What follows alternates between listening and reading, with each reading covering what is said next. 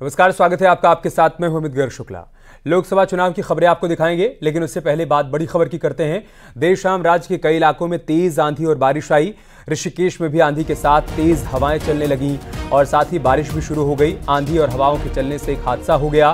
तेज आंधी के चलते गुमानीवाला क्षेत्र में एक पेड़ गिर गया। पेड़ की चपेट में एक स्कूटी सवार आ गया, जिससे उसकी मौके पर ही मौत हो गई। दर्दनाक हादसा हुआ। अचानक से मौसम ने करवट ली। तेज बारिश और आंधी के चलते कई जगहों पर पेड़ टूट कर गिर गए और इसी दौरान एक स्कूटी सवार इस पेड़ की चपेट में आ गया, जिससे उसकी जान चली गई।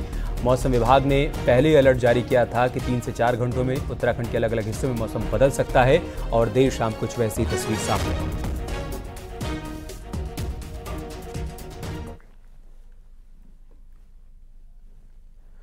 उत्तराखंड में लोकसभा चुनाव की वोटिंग पूरी हो गई। सुबह 7 बजे से लेकर शाम 5 बजे तक मतदान हुआ।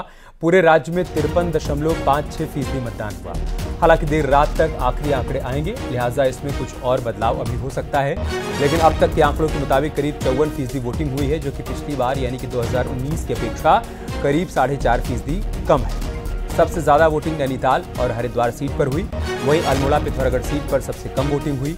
अल्मोड़ा सीट पर वोटिंग प्रतिशत 50% के पार भी नहीं जा पाया। लोकसभा वार बात करें तो अल्मोड़ा में सिर्फ 44.43% वोटिंग हुई। पौड़ी गढ़वाल सीट पर 48.79% मतदान हुआ। यहां भी आंकड़ा 50% के पार नहीं जा पाया। टिहरी गढ़वाल सीट पर 51.01% मतदान हुआ, तो हरिद्वार में 59.01% वोटिंग हुई, जबकि नैनीताल सीट पर सबसे ज्यादा 59.36% मतदान हुआ।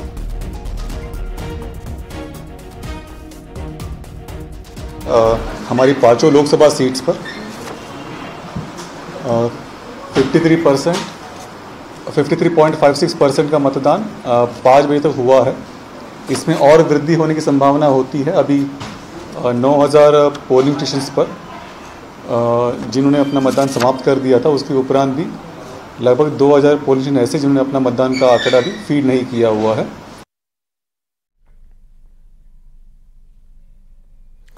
उत्तराखंड की 5 सीटों पर मतदान हो चुका है और अब वोटिंग के बाद पोलिंग पार्टियां लौटने लगी हैं। वोटिंग मशीनों को स्ट्रांग रूम में रखा जाएगा।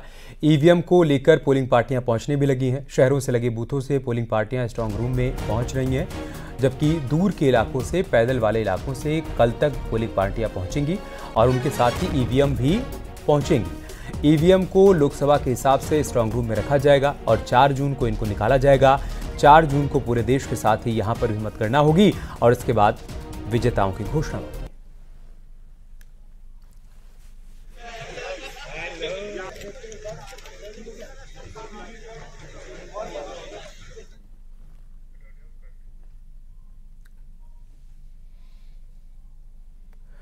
लोकसभा चुनाव में मतदान के बाद अब प्रत्याशियों की किस्मत ईवीएम में बंद हो गई, जिनका फैसला 4 जून को होगा।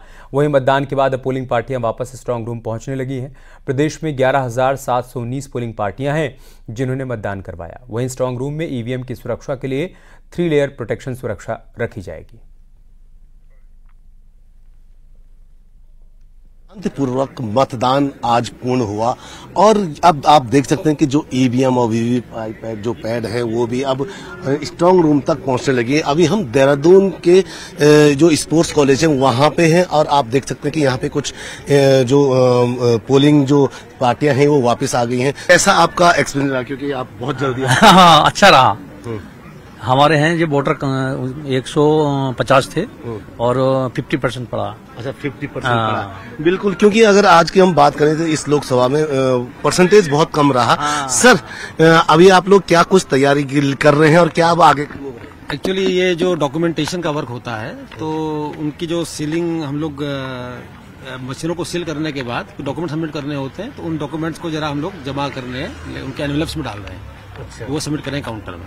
अच्छा। तो वो थोड़ा लास्ट मिनट का एक चेक है, 15 मिनट के लिए, वो हम करने के बाद जमा कर देंगे। बिल्कुल, आप देख सकते हैं कि यहाँ पे जितनी पोलिंग जो पार्टियां हैं वो कुछ देर बाद और अब वापस आने लगेंगी।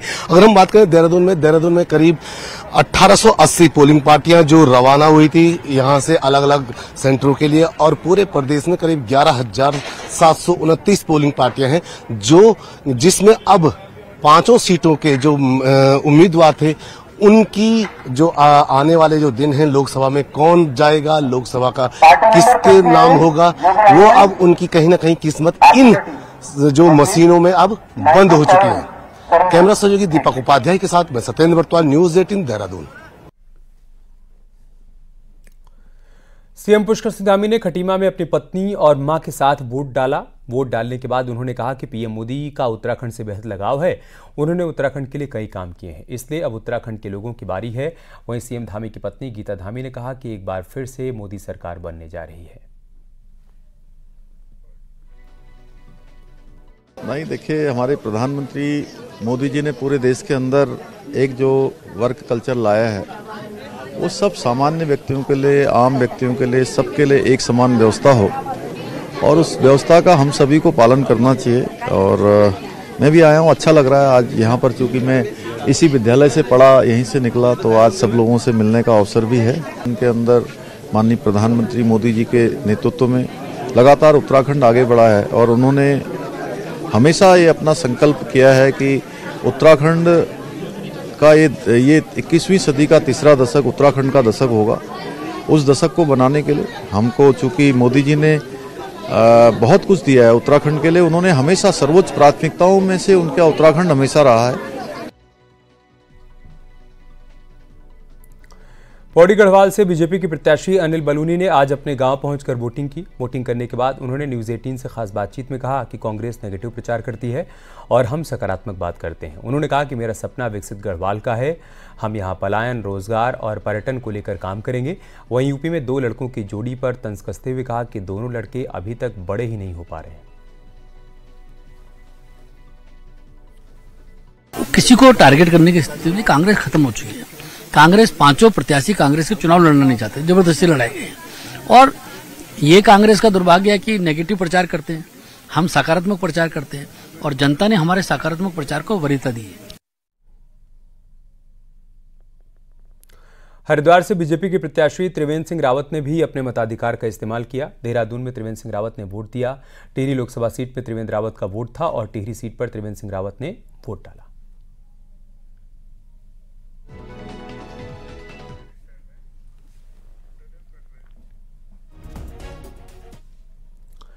नेता प्रतिपक्ष यशपाल आर्य ने हल्द्वानी में परिवार के साथ वोट डाला और कहा कि जनता का रुझान कांग्रेस की तरफ है और उत्तराखंड की जनता का हमें आशीर्वाद मिलेगा।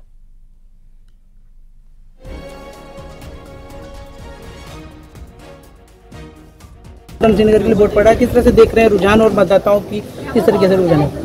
देखिए, लोकतंत्र का महान पर्व और सभी हमारे मतदाता अपने मताधिकार का प्रयोग कर रहे हैं और करना भी चाहिए और निश्चित रूप से जनता को फैसला करना है। और मुझे विश्वास है कि कांग्रेस के पक्ष में हमारे महान मतदाता अपना मतदान करेंगे और उत्तराखंड में भी सभी जो हमारे प्रत्याशी हैं कांग्रेस के, उनके पक्ष में मतदान करेंगे और अपना आशीर्वाद।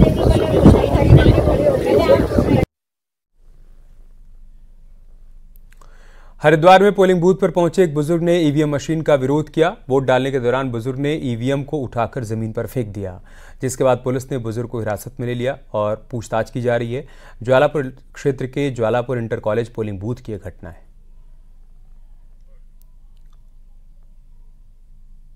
कोई बुजुर्ग थे, उन्होंने आवेश में आके एक बैलेट यूनिट को उठा के जमीन में पटका है, तो उनको हम लोगों ने अरेस्ट कर दिया। फिलहाल थाने में है, लेकिन मशीन ठीक है तो और मतदान वहाँ पे सुचारू रूप से चल रहा है, उसमें कोई दिक्कत नहीं। क्या कारण बताया जा रहे हैं मशीन पटकने का विरोध? और उनसे पूछा जा रहा है। हरिद्वार लोकसभा सीट के एसजीआरआर पथरीबाग इंटर कॉलेज के सेंटर पर एक हैरान करने वाला मामला सामने आया। यहां पर एक महिला को वहां पर ड्यूटी में तैनात कर्मचारियों ने वोट करने से रोक दिया, क्योंकि बीएलओ की सरकारी फाइल में महिला को मृतक बताया गया, जबकि वो महिला जीवित है। इलिटरेट लिखा है। क्यों मैडम? क्यों ऐसा? फिर जीवित लिख दिया? वो तो लिखवाया या तो नाम हटवाया होगा ना, तब हुआ। नहीं मैम, नहीं, मेरी शादी को 10 साल हो गए, मैं 10 साल से वोट दे रही हूँ। किसी ने बोला होगा तभी हटाया। वही तो। तो मैंने कहा मैम मुझे वोट देना है, तो मेरी वोटर लिस्ट निकालिए। जब उन्होंने निकाला तो उन्होंने कहा कि मुझे बहुत शर्मिंदगी लगेगी आपको बताने में। मैंने कहा मैम क्यों? तो मुझे ज़्यादा, मैं पढ़ी लिखी नहीं हूँ, अपनी जगह ठीक हूँ सर। तो उन्होंने कहा कि तुम्हें मतलब मरावा घोषित किया गया हुआ है। तो मैंने कहा मुझे क्यों किया ऐसे मैम? तो उन्होंने बोला, फिर मैंने बोला मैम मेरे हस्बैंड की डेथ हो रखी, मेरे हस्बैंड गुजरे हुए हैं, तो मुझे क्यों मार दिया इन्होंने? तो वो कह रही कि जब हम वोटर ID वगैरह घर देने जाते हैं, लिस्ट वगैरह, तो उन्होंने घर वालों ने ही तुम्हें कहा कि तुम मर चुकी हो। तो फिर मैं दोबारा वहाँ पे जो पार्षद है सर महिपाल सर, उनके पास गई, तो उन्होंने फिर अपना नंबर भी दिया। उन्होंने बोला उन्हें जाके बोलो कि आप वो अपना वोट दीजिए। तो जब मैं यहाँ दोबारा आई तो सर मेरा वोट नहीं दिया इन लोगों ने। इन्होंने बोला कि तुम्हारा बाद में आएगा, और इन्होंने मेरे उस पे जहाँ पे मुझे मरा हुआ घोषित किया है उस पे इन्होंने जीवित लिख दिया आगे कि मैं जिंदा हूँ। अभी तक मृत्यु लिखा था, कुछ दिखाना क्या लिखा था अभी तक कुछ ऐसा कुछ क्या लिखा था आपके जो उस पर्चे में? मृतक लिखा था आपके? सर जीवित लिखा है खाली उन्होंने। नहीं, आप पहले क्या लिखा था? पहले मृत्यु, पहले मृतक लिखा था। अच्छा, पहले आपको डेथ लिखा था। आप ये देख सकते हैं कि इनका ये वोटर जो यहाँ पे BLO देते हैं, BLO के उसमें इनको डेथ साबित किया रखा है, पहले ही उसमें डेथ लिखा है, अब पेन से इसे जीवित कर दिया है। उत्तराखंड में कई जगहों पर वोटिंग का बहिष्कार भी हुआ। चक्राता विधानसभा में 12 गांव के लोगों ने चुनाव बहिष्कार कर दिया और गांव के लोग मतदान करने नहीं गए। वहीं लोगों ने समझाने के लिए प्रशासन की टीम भी पहुंची, लेकिन लोगों ने वोटिंग करने से इनकार कर दिया। 12 गांव के लोगों ने सड़क नहीं बनने से नाराज होकर मतदान का बहिष्कार किया।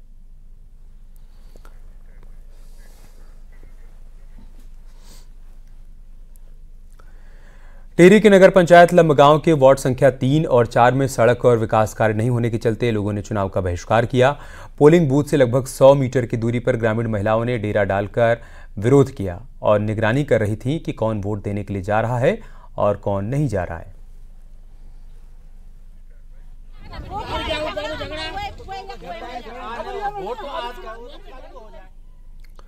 नैनीताल के जलाल गांव के लोगों ने भी मतदान का बहिष्कार कर दिया। ग्रामीण पोलिंग स्टेशन तक मतदान के लिए भी नहीं गए।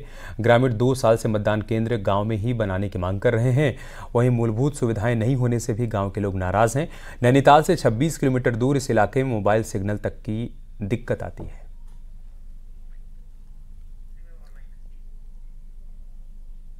नैनीताल का जलाल गांव है, काफ़ी दूरस्थ इलाका है। यहाँ पर लोगों ने विरोध किया है कि वो वोट डालने नहीं जाएंगे, क्योंकि जो इनका मतदान केंद्र है वो काफ़ी दूर पहाड़ी में है और लोग कई सालों से ये मांग करते रहे हैं कि उनकी जो मतदान केंद्र है उनके गांव के पास बना दिया जाए। किस तरह की डिमांड है, क्यों आप वोट नहीं कर रहे? हम सर इसीलिए नहीं कर रहे हैं, हमने विगत वर्षों से बहुत बार आवाज़ उठाई। इस बार हमने विधायक जी को भी दिया था, दो लेटर दी थी। हमारे पास में प्राइमरी स्कूल है, यहाँ हम बूथ की मांग कर रहे हैं। इसलिए सरकार कह रही है कि आप वोट डालें, सही सरकार चुनें, लेकिन वोट डालना तो अधिकार है आपका, वोट को क्यों जाया कर रहे हैं? सर एक चीज़ है, दिगर हमारे मतलब इन 5 सालों में हमें एक पैसे की यहाँ पर कोई फायदा नहीं हुआ। न हमने किसी विधायक को देखा, न किसी सांसद को देखा यहाँ पर। और यहाँ से वोट देने के लिए हम 3 किलोमीटर गए। नाम हमारा नहीं आता। कितने सालों से आपकी डिमांड रही है? हमारी तो 7-8 साल से, 5-7 साल से 5-7 साल से तो हम लगे ही हैं, लेकिन इस बार भी हम काफ़ी लगे थे, नहीं कर पाए। ये मतलब हमें बूथ नहीं दे पाए। हमें वोट डालना जरूरी थी, सरकार चुनना थी, किला नहीं डालमा वोट केला तो हमारा आई नहीं रहा बूथ वाल। क्या मांग छू तुम्हारी? बच्चे मांगो हो या केला के मांग थी। इतने सालों से आप वोट डालते रहे हैं, सरकारें बहुत सारी चुनी, लेकिन छोटी सी डिमांड के लिए आज आप वोट नहीं डाल रहे हैं। हम तो कहेंगे आप वोट डाल के आए। डिमांड आप देख रहे हो, मेरी उम्र करीब 75 साल है। यहाँ से हमने करीब 4-5 किलोमीटर होता है, वहाँ तक पैदल जाना है। हमारे यहाँ कौन सी व्यवस्था ऐसी है जो हम वहाँ, कोई सुविधा नहीं। यहाँ जब भी वो आते हैं, ये हमारे विधायक महोदय या सांसद महोदय जितने भी हैं, सिर्फ इन चुनाव में हमने 5 साल हो गया, 5 साल के अंदर न तो सांसद की सूरत यहाँ देखी है, न 3 साल विधायक को हो गई, न विधायक की सूरत देखी। ये वोट न मांगते समय आते हैं, आगे पीछे हमने कोई न आता यहाँ सांसद देखा। चाचा क्या विकास हुआ गांव में? क्या विकास क्या होता है, कुछ नहीं हुआ है विकास इतना। तो ये अब 60 साल 70 साल कह रहे हैं आज़ादी के, तब से क्या विकास हुआ। एक रोड ये बड़े मुश्किल, आज 26 साल में यहाँ तक ये रोड बनी है। रोड कैसी है, आज़ादी का बोर्ड है, कोई सांसद ने कोई विधायक यहाँ आता नहीं है, और हम यहाँ 5 किलोमीटर दूर जाए। यहाँ रुक रहे हैं छोटे से ब्रेक के लिए, जल्द लौटेंगे कुछ और खबरों के साथ। बीजेपी के पास में चली गई।